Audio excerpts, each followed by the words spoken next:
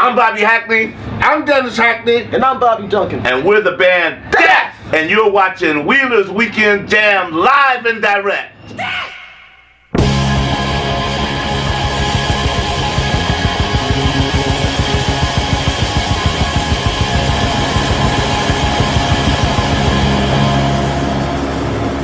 You're watching Wheeler's Weekend Jams live and direct, and I am sitting here with the members of Death. How you guys doing? Doing good, man. I really appreciate you guys taking the time to do this really fast interview. So, thank you. Yeah, congrats on the release of your guys' documentary, a band called Death. Thank you. It's one of the best music documentaries I've ever seen. I'm being honest too, because it's thank you so much. It's unbelievable. The whole story behind it, and it's fantastic. But I'm going to take you back to the 1970s. How was the Detroit music scene back then when you guys started? Oh man, the Detroit music scene was, it was incredible. I mean, when we started, it was, realistically, when we started playing music as a band, it was around 1971. Mm-hmm. And we wasn't called Death. We were called Rock Fire Funk Express, That's right. at the time. And music was just, oh man, Detroit. It's just such a privilege and a pleasure for us to grow up in Detroit around Motown, around Detroit rock. You know, Motown had three names. Basically, it was the Motor City, Motown, and Detroit Rock City.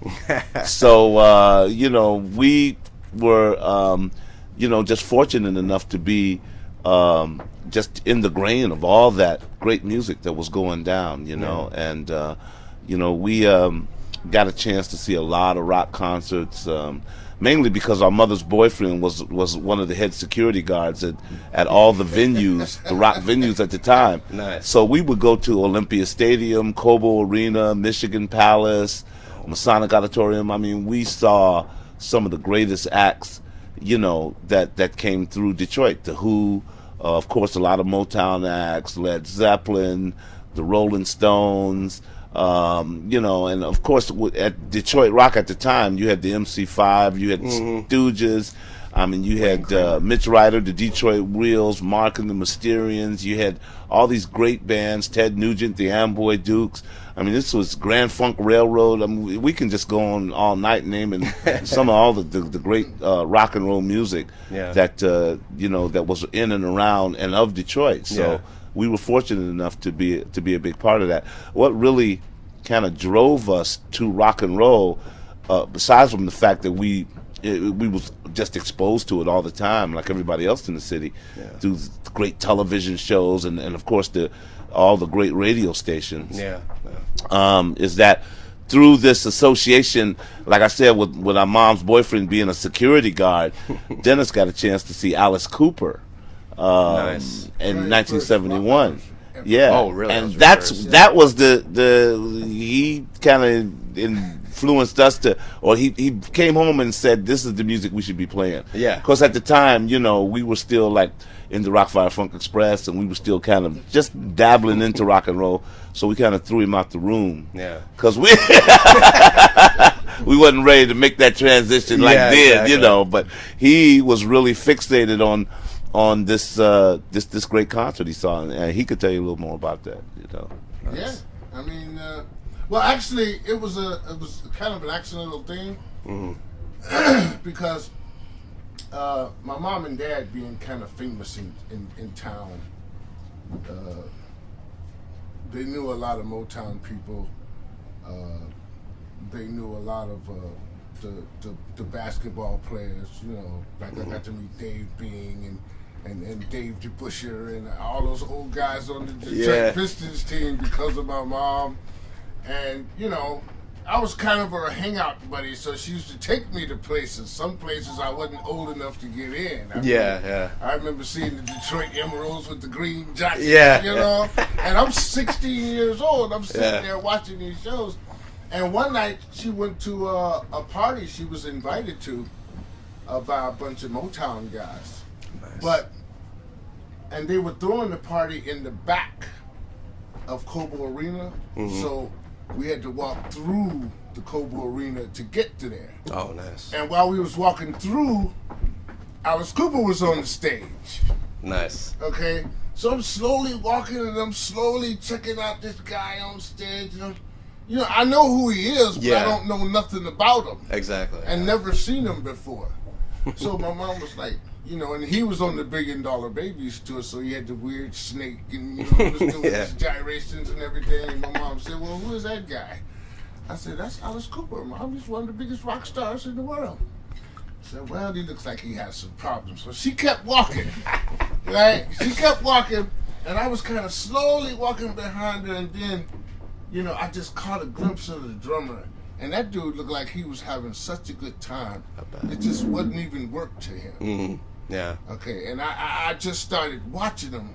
And, I'm seeing the guitar player and see, these guys got so much reckless abandon. And I'm thinking, this is fun. This looks like fun. They don't make it look like it's a gig or it's work. Or it's, those guys was having a good time.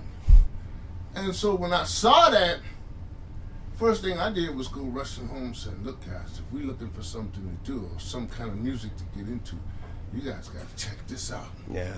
And they threw me out.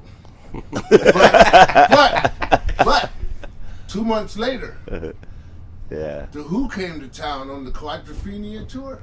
Nice. And my brother Dave saw that show. I wasn't there at that one, but he saw that show. And he came back, okay, and he was ranting and raving the same way I was when I saw Alice Cooper. Mm-hmm. And, David being the leader of the band, once he started ranting and raving, we all started ranting. Yeah, exactly. And so we got behind this thing, and, at first we started to learn, Alice Cooper songs, Led Zeppelin songs, school songs. I remember he tired my arms out with that Love Rain on Me. Yeah. Okay, because he wanted to play that song live. Us doing it. And, if you hear it, all it is. Yeah. So we started playing stuff like that, and then they got the itch, and they started writing rock and roll music, him and Bob. And the stuff that they were writing was like, oh, man. Yeah. I mean, it wasn't whoa, man, to everybody else. It was just whoa, man, to us, because I hadn't heard nothing like that. Yeah, it before. was new. Yeah. And we started working on that stuff, man, and it just started happening from there. Yeah. That's how we got the rock and roll itch. That's right. When you guys recorded for the whole world to see, did you guys tour after you guys put out your album? Did you guys do any touring? Well, the thing is that we had so much. It was such a hurdle for us because, here we were in the middle of east side of Detroit, in the black community, and we're playing rock and roll. And of course, we had other musicians, like we'd go out to Grosse Pointe and maybe Ann Arbor, and there was musicians out there who understood a little more about the rock and roll culture. Yeah. That we hung out with. But for the most part, it was hard. It was really hard for us to get gigs, man, because first of all, people didn't understand the fact that we were three young black guys playing rock and roll, and also the fact was that we had the name. I think that even more so was the name, and because when we would call up club owners and say, hey, can we get a gig there? We'd like to know we're a new band, and then the guy would say, first the two questions was, do you have a record out? No, we don't have a record out. Well, second on, what's the name of the band? Death. And there were certain times we got hung up on. Yeah. And and David being the leader of the band, he said, look, well, what we got to do, we got to work with what we got. So he says we'll educate the black community about rock and roll. So he booked us this gig one time at the Masonic Temple. It was an all black cabaret party where you bring your own bottle and everything. Nice. And so here we are up there playing stuff like I'm a Man, Johnny Winter, The Who, and then we broke into our original songs, which was Keep On Knocking and Politicians in My Eye. Yep. And after each song, you could just hear a pin drop. We would stop, come into a crescendo, and just end the song, and people would just be looking at us like, The place was packed. Yeah. and the place was packed. And then finally, this one old guy came up to us. After we did Keep On Knocking, this one old guy came up to us. He just walked across the empty dance floor. And he came up to us and he said, "You're too loud." and then he just walked back and sit back down, you know. Yeah. So, you know, I mean, it was really about making the record. You know, we knew that back then you had to have a record in order for the radio stations to play you. And the wonderful thing about that time was that you could just take an acetate to one of the DJs, and if you had a good enough song, then they would play your music. So with us, it was really about, you know, making the record. And we figured that, hey, if we made the record and we got a deal, then, you know, kind of everything else would kind of fall into place. You know, we would get a record deal, we'd get a tour, we'd maybe an opening act for some, you know, for some larger band, you know, and then we could take it from there. But, you know, that, you know, like I said, that's what led us to Groovesville Productions and the recording of for the whole world to see. Nice. Speaking of the story behind Politicians in My Eyes, how was that? What was that song based off of? Well, it was really based off of the fact that, you know, I mean, we didn't want to, the Vietnam War, man. We didn't want to get drafted. Yeah. I mean, you know, we were seeing all of our friends coming back home. Our oldest brother Earl, his friends coming back home in body bags, or either they were coming back home and they wasn't the same people. Yeah. And that was our biggest fear, was getting that letter that said 4F, man, or classified, whatever the classification was. 4F means to stay home. No, 4F meant to stay home, but there was. 4F made you stay home. But 1A. 1A, you didn't want to get 1A. We didn't want to get that 1A letter. That 1A letter that said you got to report, you know. And we were very, because we were such a close family, you know, we were frightened. I was frightened for Dennis and David. Because I was hoping that they would never get drafted, and that was the big thing. So and then when Nixon escalated the war, when everybody wanted him to withdraw, sounds like deja vu, doesn't it? Yeah. But anyway, but when he escalated the war, that's what really influenced me to write Politicians in My Eyes. And I remember David had told me, you know, when we was learning it and I was showing it to him. You know, he told me, he says, wow, man, he says, Bob, he says, this could be a rock and roll masterpiece. And I was like, get out of here, man. You know, I'm just like two brothers, you know. Yeah. And now, you know, whenever I reflect on the song, you know, it takes me back to what David said, you know, and it's like, you know, this is really saying something. This is what the people want to hear. And it's ironic now that people say that song relates to what's going on in politics, and the same thing that we're dealing with today, right now, you know. Yep. And so that's the amazing thing about that song. Yeah. Speaking of David, since he was an amazing visionary, the Death logo with the last dot on there, you guys said, you know, it's the guiding spirit. Do you believe that, you know, that's David's spirit, you know, after all this time? Well, we believe it's David's spirit, along with, like you said, the guiding spirit of rock and roll. The guiding spirit of rock and roll has always been God or righteousness. Yeah. I mean, a lot of bands have tried to tell it in the past, you know. You know. Yeah, you know the words. Yeah. Okay, Yeah. And a lot of other bands have tried to say the same thing to let people know that as much as people thought, or some still think, that the guiding spirit of rock and roll was created below, no, it wasn't. Yeah. God loves rock and roll. And that's David believed that with all his heart. David believed that with all his heart. And he convinced us to the point where now we believe it with all our heart. And I just got so much proof of that.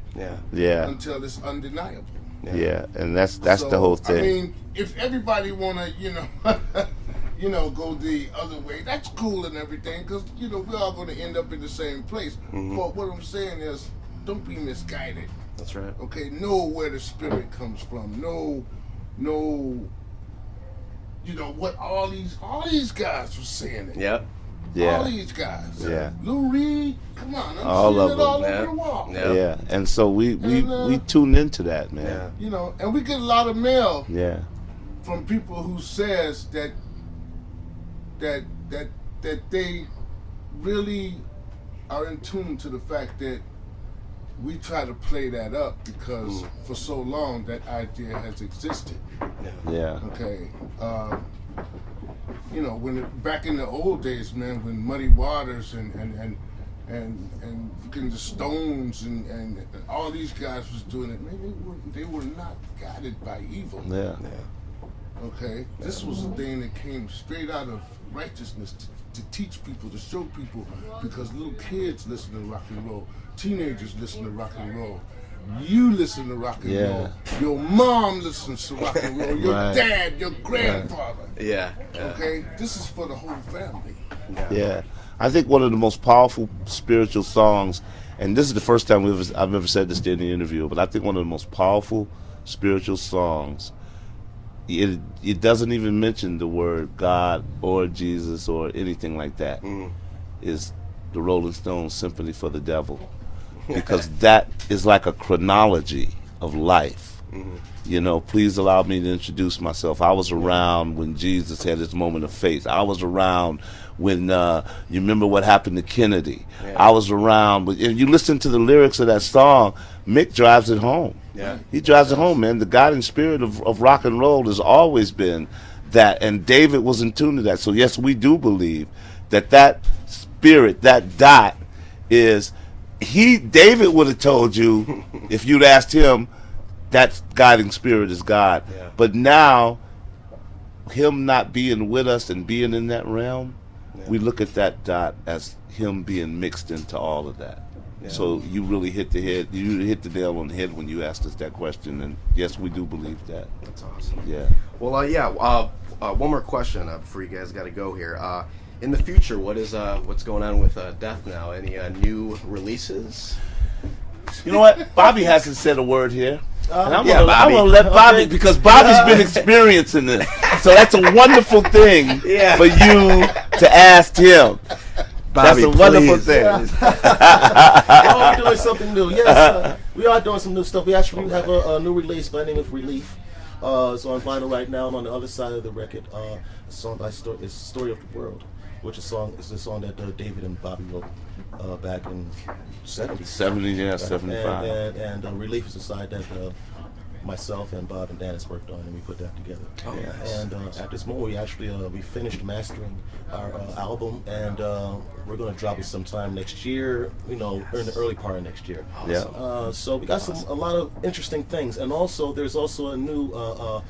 You see, Drag City is coming out with a new historic album, historic installment from Death, so much which is going going to be Great, really great. good. Yeah. There's going to be a lot of good new music coming out from Death, old and new, in 2014. Fantastic. Oh, So we're really looking forward to when the clock strikes midnight. It's going to be a different perspective for us. We got a lot of work to do. Yeah.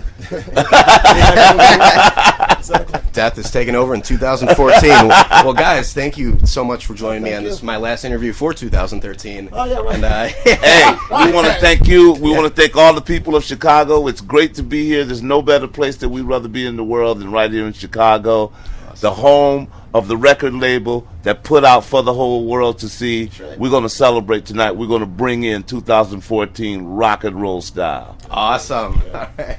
Well, thanks, guys. Thank you so much again. Thank you. Death playing tonight at Reggie's on New Year's Eve 2013.